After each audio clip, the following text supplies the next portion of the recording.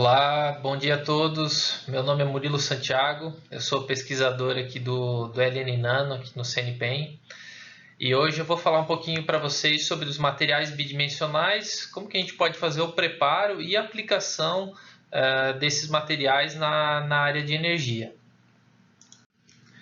Antes da gente começar, eu queria falar um pouquinho sobre da onde que eu vim. Eu sou natural de Blumenau, uma cidade lá do interior de Santa Catarina. E eu queria compartilhar uma informação com vocês que foi justamente meus professores do ensino médio que deram, vamos dizer assim, um impulso bastante grande para que eu escolhesse essa área de química. Eu tinha uma professora no ensino médio que sempre quando ela podia, ela trazia alguns experimentos e montava na frente da mesa dela transformações de uma cor em outra, experimentos envolvendo temperatura. E eu achava bastante interessante, eu achava um barato poder acompanhar esse tipo de fenômeno. E foi desde essa época que eu me apaixonei pela área da química. Logo depois, a minha formatura de ensino médio, eu fui para fazer a universidade, né? No caso, escolhi o curso de Química, fui fazer na Federal de Santa Catarina, 2003 a 2007. E em seguida eu vim para Campinas, né? Então foi um salto importante, mudança de estado. Fui fazer um mestrado, doutorado aqui no Instituto de Química da Unicamp. E no doutorado também eu saí, tive experiência nos Estados Unidos, fui fazer uma parte do meu doutorado lá. E logo após o doutorado eu fiz um pós-doc e na sequência eu já fui contratado desde 2015 como pesquisador no LN Nano. E hoje em dia eu trabalho na divisão de nano e microfabricação, que é uma das divisões aqui do LN Nano, onde a gente basicamente está interessado na fabricação de dispositivos elétricos, eletroquímicos, onde a gente atua em diferentes frentes, né? Como, por exemplo, na área da saúde, na área do meio ambiente e também na área de energia. Esse slide aqui eu vou trazer para vocês alguns exemplos bem tradicionais de materiais 2D. Onde aqui do lado esquerdo a gente tem o grafeno, que ele é obtido, por exemplo, a partir do grafite, né? Uma esfoliação, remoção de camadas do grafite, a gente pode se obter o grafeno. O disulfeto de molibdênio, né? Esse material 2D inorgânico, fórmula MoS2, e o fosforeno. Interessante aqui é mostrar que todos esses materiais eles são extremamente finos, eles se assemelham a uma folha. Tá? Então a gente tem, por exemplo, aqui uma folha de papel, ela tem aproximadamente 100, 150 micrômetros de espessura. Aqui a gente está falando de nanomateriais, onde a espessura dessa folha é menor que, boa parte deles é menor do que 1 nanômetro. Então esses materiais 2D são substâncias extremamente finas e com altíssima razão de aspecto. Se lembram, no mundo real, há uma analogia com uma folha de papel. O disulfeto de molibdênio e o grafite, que eu mencionei no slide anterior, são exemplos de materiais lamelares, organizados em formas de lamelas, folhas empilhadas umas sobre as outras. Se a gente fosse fazer uma analogia com o nosso cotidiano, a gente poderia olhar, por exemplo, para um livro, que nada mais é do que folhas de papel que são empilhadas. Um aspecto que eu gostaria de destacar com vocês é que nesses materiais existem interações que são fracas entre essas camadas. São interações do tipo Van der Waals que justamente possibilitam a esfoliação, o destaque dessas folhas para a produção de nanomateriais. Já na folha, a gente tem ligações covalentes bastante fortes. Outro ponto importante é a relação à reatividade, que dependendo da região que a gente está nesse material, eles possuem reatividades bastante diferentes. Por exemplo, se a gente olhar para essa figura aqui, a gente tem uma região do terraço, plano basal, que é justamente essa região aqui central. A gente pode ter a região de borda e também pode ter desníveis no material, que a gente pode destacar aqui a formação de um degrau, por exemplo. O que torna esses materiais agora tão interessantes? Por que está tendo tanto estudo nessa área de materiais 2D? Esses materiais eles são extremamente finos. Conforme eu mencionei anteriormente, eles têm uma espessura de poucos átomos. Com isso, o que a gente pode fazer? Dispositivos compactos, dispositivos leves, dispositivos transparentes. Isso abre um leque de possibilidades que muitas vezes não era possível com outros tipos de materiais. Hoje em dia a gente tem materiais condutores, nanomateriais, condutores, semicondutores e isolantes. Quando eu digo nanomateriais, sendo mais específico, mais esses materiais 2D. Isso possibilita uma série de tipos de dispositivos, principalmente na parte de dispositivos eletroquímicos, onde a gente precisa, muitas vezes, dessa combinação entre condutores, semicondutores e alguns nanomateriais isolantes para que a gente possa trazer a funcionalidade adequada para esse dispositivo que a gente está construindo. Outro aspecto que eu quero ressaltar é que eles têm uma altíssima área superficial e com isso eles são excelentes para aplicações na parte de eletrônica, na parte de eletroquímica. Esse exemplo aqui dessa foto que eu estou destacando é bastante interessante porque justamente mostra um tipo de sensor feito utilizando grafeno para monitorar algo que está, um analito, vamos dizer assim, que está saindo da pele dessa pessoa. Vocês conseguem perceber aqui que, na verdade, esse dispositivo é tão fino que ele fica praticamente imperceptível. A gente consegue ver o dispositivo aqui depositado sobre a pele dessa pessoa, onde ele fica praticamente transparente. Isso é uma propriedade desses materiais 2D, principalmente do grafeno, que você consegue fazer essas aplicações na parte de empregando transistores ou dispositivos eletroquímicos, sensores eletroquímicos, fazer com que esses filmes sejam extremamente finos, que eles sejam praticamente imperceptíveis.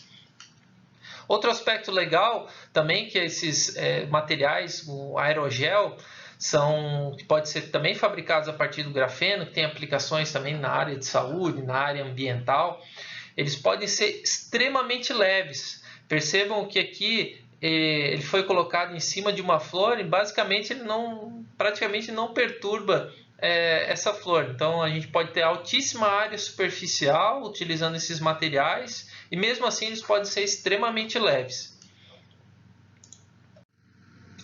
Como que a gente pode obter agora esses materiais 2D? Uma das formas é através da esfoliação mecânica. Então a gente parte lá de um cristal de grafite, por exemplo, ou um cristal de sulfeto de molibdênio, e a gente pode vir com o auxílio de uma fita, tá? Colocar esse cristal na fita, colocar outra folha de fita e ir abrindo esse cristal, tá? Repetindo esse processo continuamente. E com isso a gente consegue diminuir o número de camadas até chegar ao nível de monocamada. Então esse trabalho aqui ele mostra esse processo de esfoliação que foi feito com a fita. Você inicia a partir de um cristal de grafite e depois vai abrindo essas folhas e deposita em cima do substrato que você tem interesse. Outra forma de se fazer essa esfoliação é a partir de um lápis. Esse trabalho aqui a gente publicou aqui no LN Nano, foi bastante interessante porque o lápis e papel são as ferramentas, vamos dizer assim, que a gente usa no nosso dia a dia. Então o lápis ele é feito a partir de grafite e devido a essa rugosidade das fibras de celulose, quando você faz esse processo de escrita continuamente, você nada mais você está fazendo basicamente o que? Deslizando essas folhas de grafite, removendo elas do lápis e depositando sobre o papel. Então, se vocês olharem aqui essa imagem que eu estou destacando aqui, a gente consegue ver as fibras do papel. Quando a gente fica depositando esse grafite continuamente com lápis sobre o papel, a gente forma um filme de carbono bem contínuo, bem homogêneo, usando esse processo que é extremamente simples do nosso dia a dia. Você consegue perceber nessa imagem aqui que a gente praticamente não enxerga mais as fibras, porque formou um filme de carbono justamente devido a essa propriedade lamelar, essas folhas se deslizarem umas sobre as outras e irem sendo depositadas sobre a superfície do nosso substrato. Outra forma de se obter esses materiais 2D é a partir de rotas químicas, né? Onde a gente faz a síntese diretamente sobre o substrato. Então, podemos fazer uma série de materiais. Aqui, por exemplo, o grafeno, a gente precisa utilizar um precursor, uma fonte de carbono para fazer essa síntese. Então, aqui é usado muitas vezes o metano. Para crescer o disulfeto de molibdênio é utilizado uma fonte de molibdênio, uma fonte de enxofre. Então, basicamente, a gente coloca esses materiais num forno, faz essa síntese, é feita a alta temperatura. Então, você utiliza um gás de arraste para injetar esses precursores dentro do forno, utiliza uma temperatura específica para cada processo, e esse material 2D ele vai crescendo sobre a superfície do seu substrato. E depois, se você quiser utilizar em outro tipo, arrancar, vamos dizer assim, esse material 2D da superfície, é possível fazer um tratamento químico no substrato ou simplesmente vir com outro material, colar em cima desse material 2D e remover ele dessa superfície. Outra forma é a partir da esfoliação líquida, onde a gente parte de pequenas partículas do nosso material lamelar, por exemplo, grafite ou disulfeto de molibdênio. A gente utiliza um solvente específico, outros aditivos, outras substâncias que no momento da esfoliação evitem que o material que foi esfoliado ele venha e combine novamente com essa folha. Então, para deixar essas folhas separadas em solução. Então, normalmente é utilizado, para muitos casos é utilizado inclusive o meio aquoso, então a gente utiliza água. Para o grafite é bastante comum, disulfeto de molibdênio também. Então você pode utilizar água juntamente com outros aditivos para facilitar essa esfoliação do material. E essa foto aqui justamente mostra a dispersão desse material nesse dado solvente. Vocês podem ver que ela tem uma coloração diferente, que a água seria incolor. Aqui você tem um cinza claro, um amarelo claro, um amarelo escuro. Então isso é um indicativo que o material foi esfoliado e ele está disperso ali na solução. Outra forma de preparar esse material 2D é a partir de uma rota que a gente chama de esfoliação eletroquímica. Então a gente usa basicamente células eletroquímicas com 2 eletrodos, onde um dos eletrodos vai o nosso cristal que a gente quer esfoliar. Então aqui nesse primeiro exemplo a gente tem um cristal de sulfeto de molibdênio. E no o outro eletrodo a gente utiliza um eletrodo inerte. Então é muito comum a gente utilizar a platina. O que a gente faz? Então agora a gente aplica uma diferença de potencial entre esses 2 eletrodos, um potencial relativamente alto, tá? Onde aqui no eletrodo positivo a gente coloca o nosso material 2D, que vai ser esfoliado eletroquimicamente. Tá?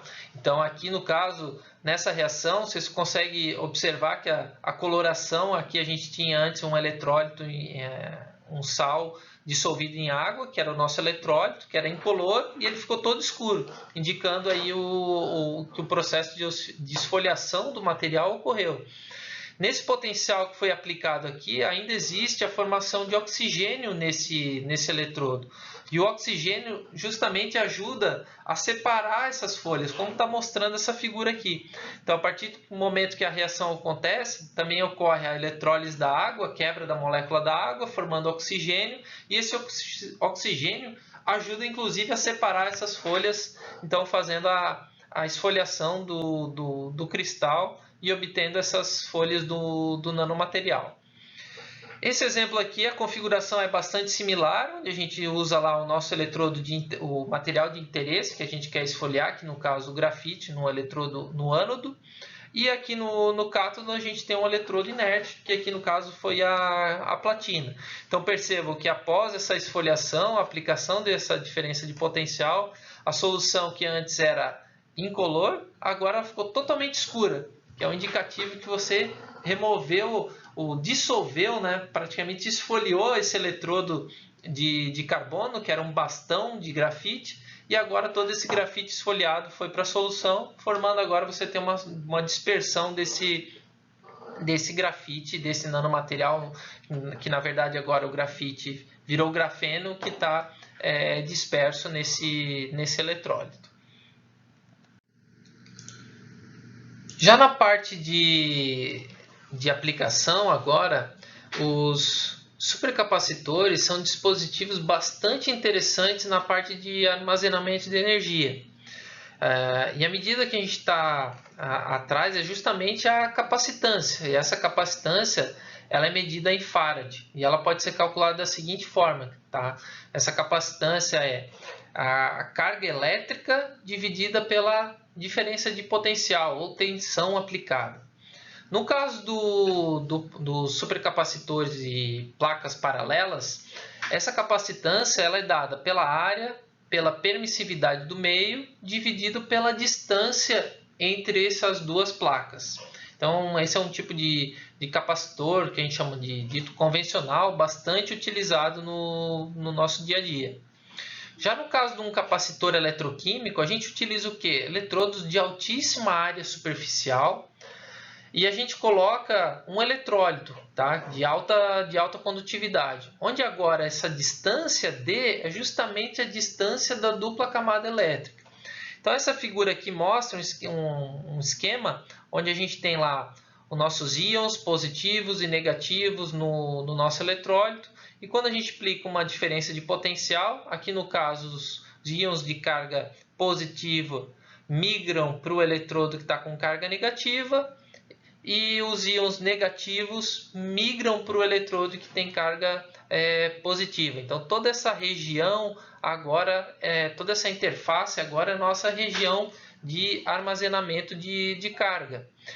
Para isso a gente precisa estudar bastante essa questão de molebilidade, a estabilidade desses eletrodos para eles serem também um bom capacitor. No caso dos materiais 2D, aqui eu trouxe o exemplo do disulfeto de molibdênio, preparo dessas nanofolhas desse nanomaterial, e aqui nesse caso os autores utilizaram ele para fabricar os supercapacitores. Então perceba aqui essa imagem aqui na região central, que a gente tem várias folhas desse disulfeto de molibdênio empacotadas, quase de maneira similar àquele livro que eu mostrei para vocês, todas essas folhas empilhadas. E aqui nessa imagem com a magnificação maior, vocês conseguem ver justamente essas folhas aqui do nanomaterial. Um aspecto importante quando a gente fala aqui desses nanomateriais é que eles podem ter fases diferentes. No caso do disulfeto de molibdênio, ele pode ter duas fases principais, que é a fase semicondutora, que é essa fase 2H, que essa é justamente a fase do disulfeto de molibdênio que a gente encontra ela na natureza, e essa fase ela pode ser alterada para uma fase condutora, que a gente chama de 1T, a partir de um determinado tipo de intercalação com alguns íons lítio, por exemplo. E isso tem um reflexo direto na performance do dispositivo, já que aqui a gente, para a parte eletroquímica, a gente está falando de materiais que precisam conduzir bem, principalmente no aspecto desse filme, e com isso você acaba armazenando mais carga, ou seja, a performance do seu supercapacitor é bastante superior quando você compara com um material da fase 2H. Então essa curva aqui mostra justamente isso. Você tem aqui no eixo Y a capacitância e aqui no eixo X a diferença de potencial. Percebam que quando a gente está com um gráfico na fase 2H, a capacitância é bem baixa, essa curva central aqui. Quando a gente vai para os materiais onde a gente vai para a fase condutora, que é a fase 1T, percebam que o voltammograma ele fica bem mais largo, bem mais espesso, vamos dizer assim, que é toda essa região aqui fora. E isso é um indicativo que a capacitância ficou bem maior, ou seja, a performance desse material nessa fase, para esse tipo de aplicação, é bem maior na fase 1T. Outra aplicação desses materiais 2D é para a produção de hidrogênio. Hoje existe uma busca incessante por materiais renováveis e mais eficientes por novas formas de energia. E o hidrogênio ele tem o potencial de fornecer o armazenamento de energia em escalas muito superiores quando comparado a outros dispositivos. Outros dispositivos, eles têm seu ponto, seu aspecto importante, mas o que a gente precisa fazer é minimizar esse impacto que a gente está dando no nosso planeta com essa carga de combustível fóssil, de contribuição de carbono que a gente está causando, no caso, um impacto negativo no nosso clima.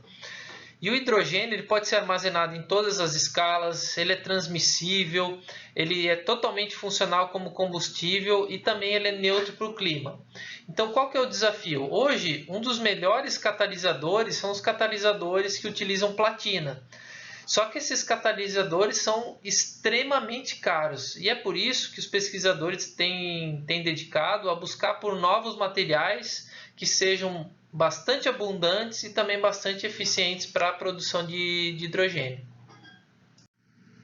Aqui nesse slide eu gostaria de comentar com vocês um pouquinho sobre essa célula para formação de produção de hidrogênio. Esse exemplo simplificado aqui mostra uma célula eletroquímica contendo 2 eletrodos, um cátodo e um ânodo.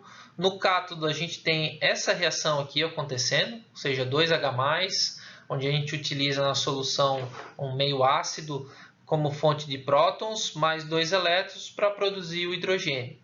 Esse hidrogênio formado aqui nesse cátodo ele é coletado, vai para um determinado tipo de compartimento, onde ele vai ser utilizado para alimentar um dado tipo de dispositivo.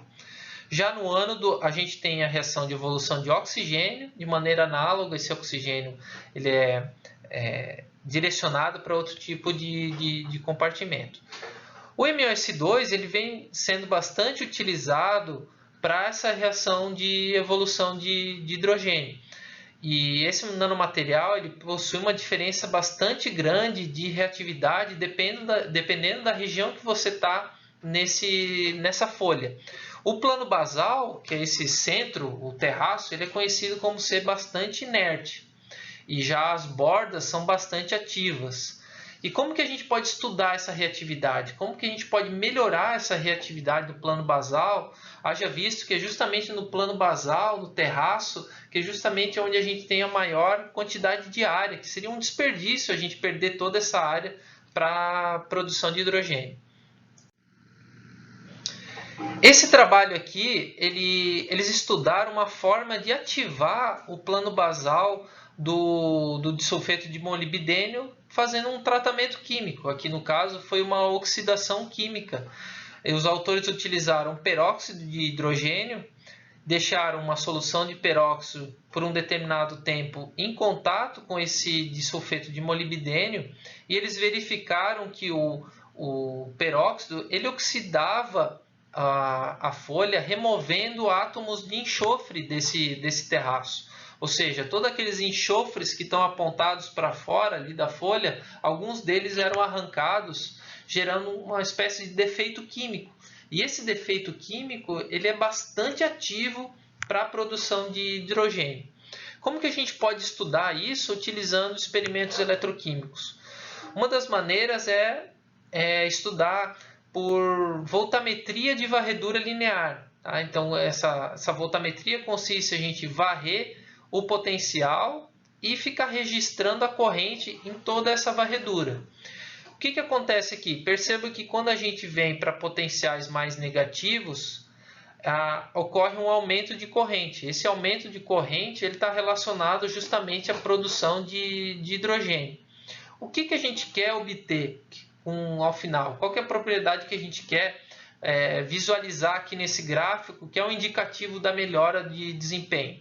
Basicamente, a gente quer obter altas densidades de corrente em baixos valores de sobrepotencial, ou seja, a gente quer deslocar essa curva aqui para a direita, onde os melhores catalisadores eles estão basicamente nessa região, tá? Cada vez mais próximo do zero.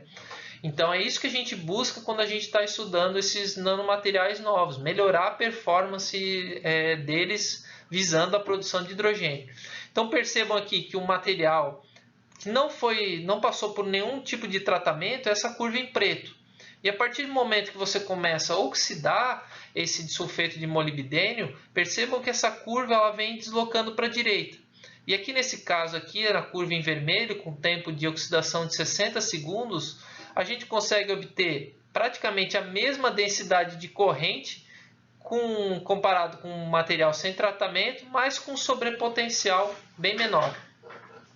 Uma das maneiras de literalmente enxergar esses defeitos nesses nanomateriais e que a gente tem disponível aqui no LN Nano é uma microscopia eletrônica de transmissão. Então existe todo um preparo específico dessas amostras, onde a gente carrega no microscópio e a gente consegue observar os átomos que estão faltando nesse nanomaterial, que daí que indicam para a gente o que aconteceu com ele, por que ele ficou ativo, confirmando, no caso, a hipótese de que você está removendo átomos da superfície. Então, é uma forma de caracterizar. Você cria uma hipótese, vai lá e confirma com uma técnica dessa avançada. Como que a gente pode estudar agora somente o plano basal, ou seja, somente o terraço? Uma das formas de fazer isso é utilizar de ferramentas de micro e nanofabricação. Por exemplo, aqui eu trouxe um exemplo de um nanomaterial 2D que está depositado sobre um substrato condutor. O que pode ser feito? A gente pode espalhar um polímero sobre essa superfície, cobrir toda a superfície e numa etapa subsequente vir com microscópio, com um feixe de íons e remover somente uma parte desse polímero, remover essa parte até chegar no nosso material 2D, ou seja, criar uma janela ativa que expõe somente o plano basal. Essas figuras aqui, ó, embaixo, elas mostram justamente isso. A gente tem o substrato aqui, o contato elétrico feito com ouro. Aqui a gente tem esse triângulo, é o material 2D, o disulfeto de nióbio, onde aqui foi feito justamente esse processo, onde você abriu uma janela e está expondo para a solução, ali no caso para o eletrólito, somente o plano basal. Aqui de maneira análoga foi efetuado o mesmo processo, só que agora com o disulfeto de molibdênio, e com isso você consegue comparar a reatividade desses nanomateriais, diferentes tipos de nanomateriais, olhando somente para o plano basal. Tá? Então percebo que aqui nesse caso a gente tem a melhor performance para o disulfeto de nióbio. A gente tem altas densidades de correntes aqui em baixos valores de sobrepotencial. Com isso eu gostaria de agradecer a presença de vocês aqui nesse evento virtual. Eu espero que com essa pandemia passando, vocês possam vir aqui nos visitar presencialmente, conhecer os nossos laboratórios, conhecer a nossa infraestrutura. E eu fico à disposição para tirar alguma dúvida de vocês. Para isso é só vocês entrarem em contato comigo aqui nesse e-mail. Será um prazer conversar com vocês, responder a pergunta de vocês. Até mais e obrigado.